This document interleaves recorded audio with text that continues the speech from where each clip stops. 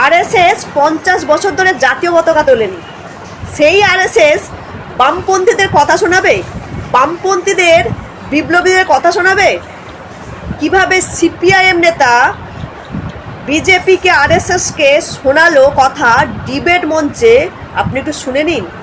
RSS এর পত্রিকা 1947 সালে যে কথা বলেছিল 50 বছর আরএসএস এর দপ্তরে পতাকা তোলেনি, তারা আমাদের কমিউনিস্টদের বামপন্থীদের স্বাধীনতার পাঠ শেখাবে।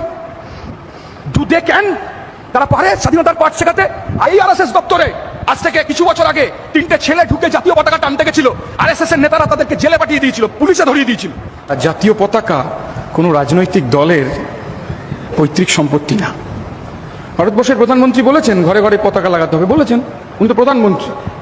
আজকে যে এই যে বিষয়ে বিতর্ক হচ্ছে, এ নিয়ে কোনো আলাদা করে কোনো বিতর্কই নেই।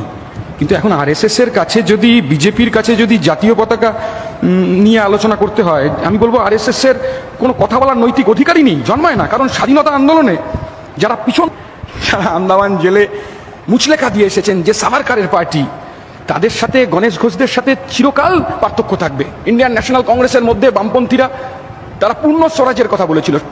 রাজনৈতিক স্বাধীনতা পেয়েছি কিন্তু অর্থনৈতিক স্বাধীনতা পাইনি। আর অর্থনৈতিক স্বাধীনতা পাইনি বলেই আজকে যেই অর্থনৈতিক স্বাধীনতার কথা বলছি, যখন জিনিসপত্রের দামের কথা বলছি, তখন একটা প্রচার, একটা আবহ তৈরি করে দেওয়ার চেষ্টা হচ্ছে যে India is BJP, BJP is India. বিজেপির বিরোধিতা করা যাবে না। বিজেপি খাবার দিতে পারছে না, রান্নার গ্যাসের দাম, কেরোসিন তেলের দাম, পেট্রোলের দাম, ডিজেলের দাম আকাশ ছোঁয়া, মানুষের ঘর নেই। মাননীয় প্রধানমন্ত্রী বিজেপির নয়, দেশের প্রধানমন্ত্রী। দেশের প্রধানমন্ত্রী বলছেন ঘরে তিরঙ্গা লাগাতে হবে। ঠিক বলছেন, বলতেই পারেন, কোনো অসুবিধা নেই তাতে। আরে ঘর আছে দেশে, সব মানুষের ঘর আছে। সোশ্যাল মিডিয়ায় বাচ্চা বাচ্চা ছেলেটা দিচ্ছে যে আমাকে একটা ঘর দিন, তিরঙ্গা আমার আছে।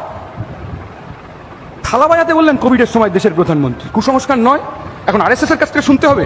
যদি শুনতে হয়, এর থেকে লজ্জার আর কিছু হতে পারে না। আমরা বলছি এখন আমরা যখন আলোচনা করছি, তখন দেশের কত শতাংশ মানুষ অনাহারে কাটছে, কত কর্মহীনতা, জিনিসপত্রের দাম কি, অসংগঠিত শ্রমিকদের ন্যূনতম মজুরি নিশ্চিত হচ্ছে না। কেন কেন তেলা মাথায় তেল পড়ছে?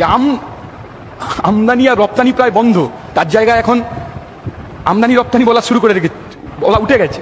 এখন শুধু আদানি আর আম্বানি, সব বিক্রি করে দেওয়া হবে, সমস্ত বিক্রি করে দেওয়া হবে, বিশেষ করে দুজন শিল্পপতির কাছে। ভারতবর্ষের স্বাধীনতা আন্দোলনে কমিউনিস্টদের যে ভূমিকা, আন্দামান সেলুলারে গিয়ে ময়ূক, অনির্বাণ তুমি দেখে এসো কাদের নাম লেখা আছে। বাংলার বীরেদের নাম লেখা রয়েছে, পাঞ্জাবের বীরেদের নাম লেখা আছে, গোটা ভারতবর্ষের স্বাধীনতা আন্দোলনে যারা লড়াই করেছে তাদের নাম লেখা রয়েছে। আমি শুধু আপনাদের বলছি, আমি আমার কথা বলছি না, আমি শুধু আপনাদের বলছি, জেনে নেবেন প্রসঙ্গ জাতীয় পতাকা, আমি আমার কথা বলছি না। অর্গানাইজার পত্রিকা 14ই আগস্ট 1947 কি বলছেন? অর্গানাইজার পত্রিকা বলছেন ভাগ্যের জোরে যে রাজনৈতিক দল দেশে ক্ষমতায় এসেছে, তারা দেশপ্রেমের প্রতীক হিসেবে তিরঙ্গা জাতীয় পতাকা উপহার দিয়েছেন। দেশের মানুষ কোনোদিনই এই তিরঙ্গা জাতীয় পতাকাকে সম্মান করবে না। কেন বলছেন? বলছেন 3 সংখ্যাটি নাকি অশুভ। তিরঙ্গা যতদিন জাতীয় পতাকা থাকবে, ততদিন মানসিকভাবে খারাপ প্রভাব ফেলবে এবং দেশের ক্ষতি করবে।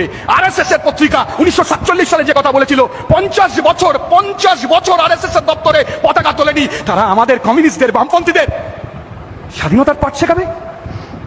Do they can? তারা পারে স্বাধীনতার পাঠ শেখাতে? এই আরএসএস দপ্তরে আজ থেকে কিছু বছর আগে 3টে ছেলে ঢুকে জাতীয় পতাকা টানতে গেছিল, আরএসএস এর নেতারা তাদেরকে জেলে পাঠিয়ে দিয়েছিল, পুলিশে ধরিয়ে দিয়েছিল। আজকে কথাটা হচ্ছে আমার এই ভারতবর্ষের জাতীয় পতাকা আমার, আমি গর্বিত, আমি কমিউনিস্ট হিসেবে যেরকম গর্বিত, আমি ভারতীয় হিসেবে আগে গর্বিত। জাতীয় পতাকা আমার, এ দেশ আমার, সেই পাঠ আমি আরএসএস এর কাছ থেকে নেব?